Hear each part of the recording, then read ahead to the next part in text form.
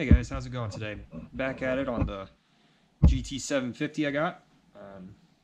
Kind of catch you up where I left off last time, or what I've done since last time.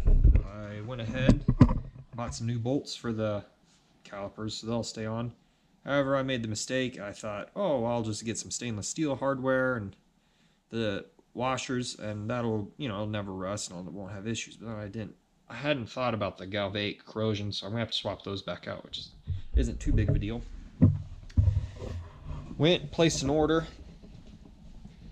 Got new rubbers for the battery hold down and the gas tank and the little radiator overflow.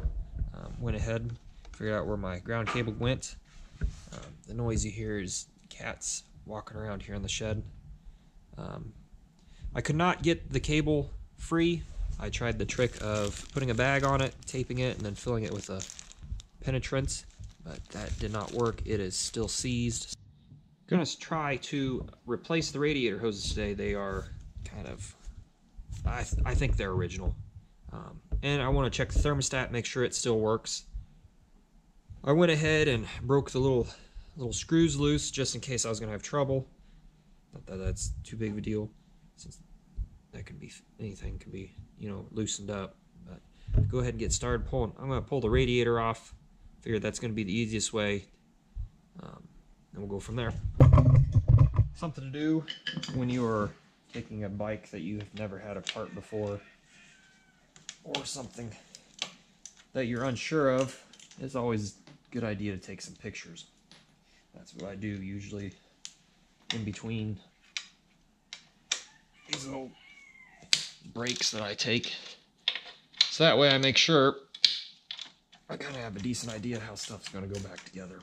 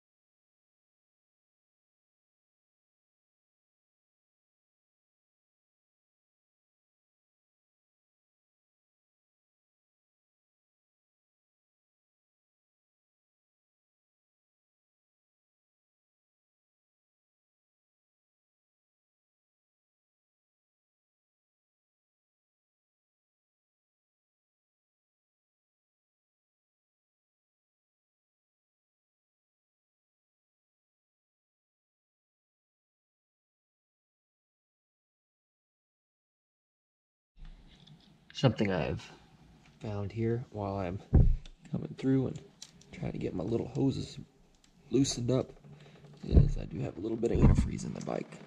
Although I can't see it at the top of the radiator, I'm wondering if it leaked out somewhere. When I did the oil change, it didn't have any water in it, so that's a bonus. It isn't leaking into the block.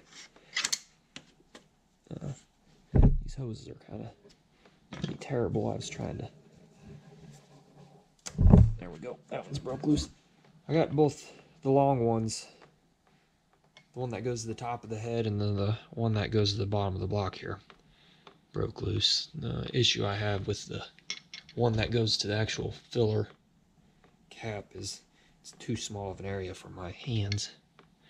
So, let's see. I believe the drain plug is over here. Let's see if we can break it loose. If it isn't, it's probably just oil all over the place. So, let's see. I'm not sure what size that is. It's bigger than 18. Possibly 22. 22 is a little loose. 21. There we are. A little extension out. See if we can drain some antifreeze out here.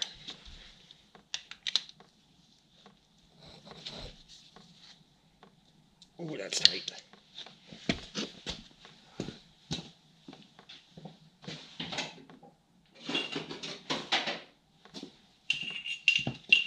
Hopefully this doesn't screw up the block and whatnot.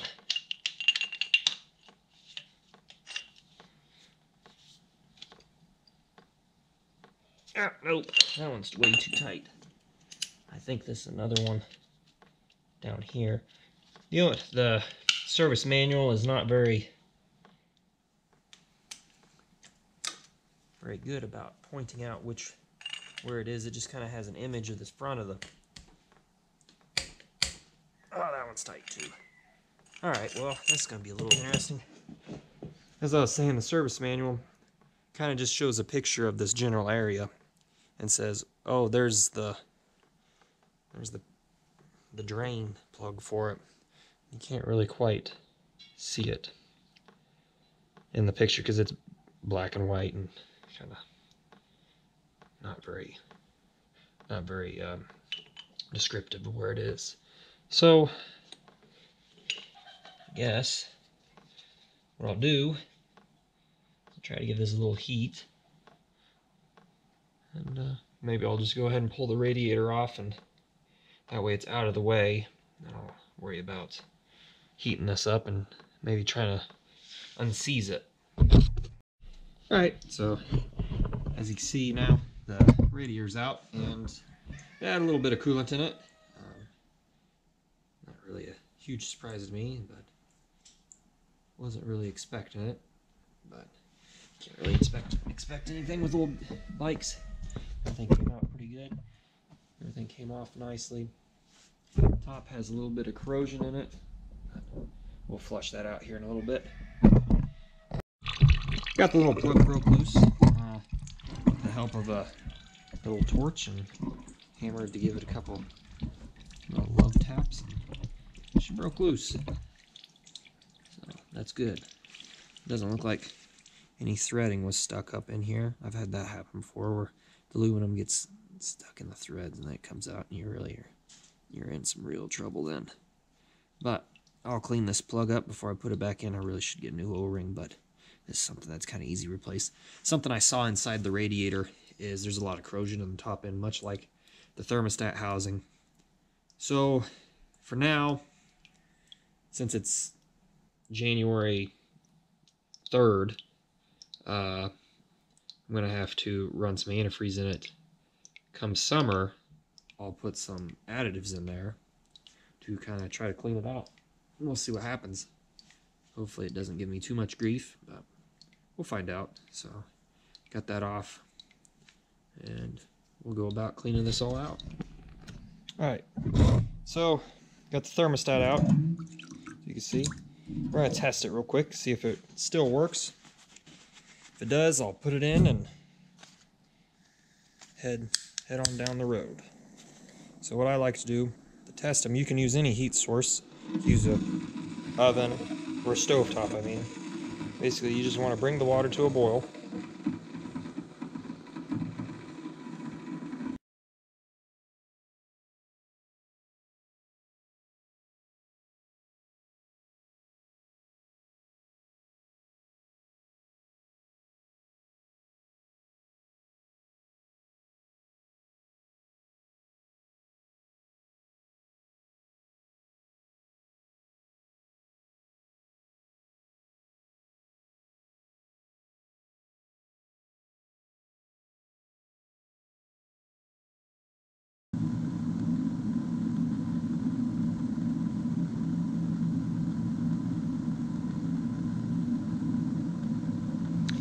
Kind of see it moving down there, or I think I do, yeah.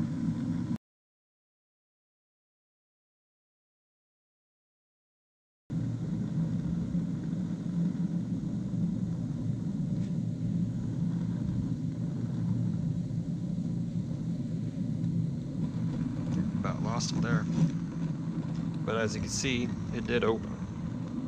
So we know it works. I don't worry too much about it.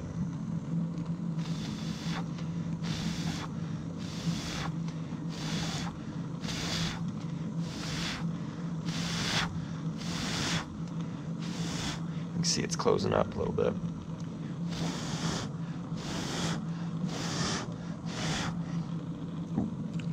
Not closing all the way because I got that wire in there. Shoot. Get it to pop back open.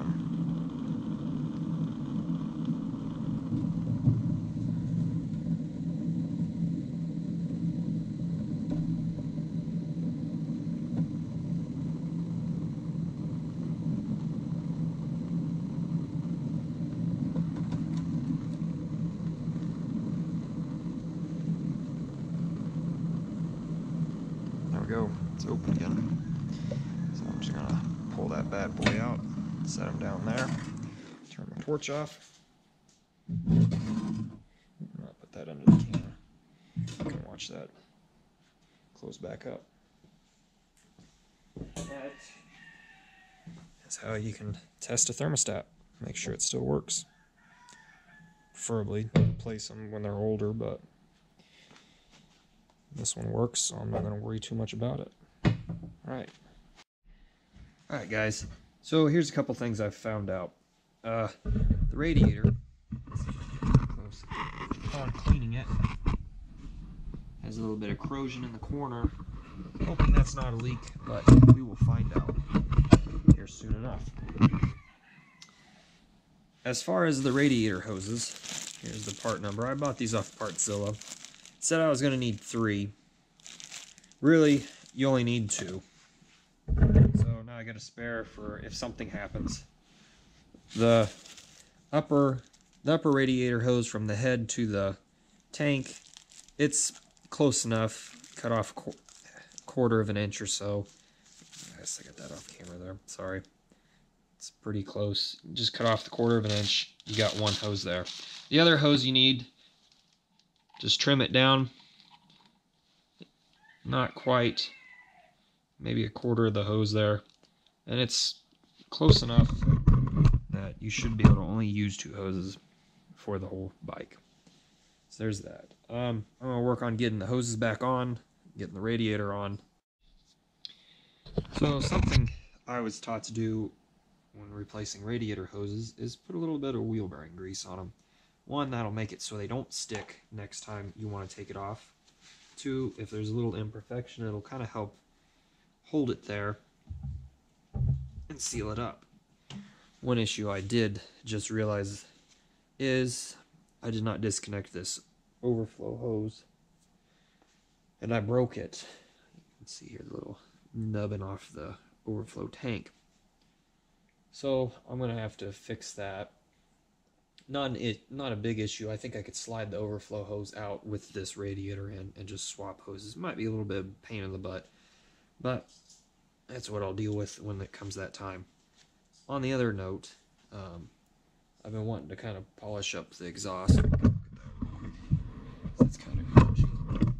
The exhaust is real grungy up here. Being the radiator covers it, you don't really see it, but it's kind of nice to have clean exhaust. I'm not going to worry about that right now, due to the fact that when I feel comfortable with this bike running, I will buy new tires for it, and in order to change the new tires and put new brakes on the rear, probably a new chain, I will have to pull the exhaust. And I'll just, when I have the exhaust off, I will just clean it and polish it at that point. So, alright guys, got it all back together now. I'm going to have to replace the little hoses for the overflow, and that's about it for now for the radiator. Fill it up. We got to wait 24 hours or so for the RTV to set up, so I won't ruin that, but that's not a big deal because I still have to place the throttle cables and these little boots clamps back here. So thank you for watching. Constructive criticism is appreciated. Let me know what you guys want to see. Thank you.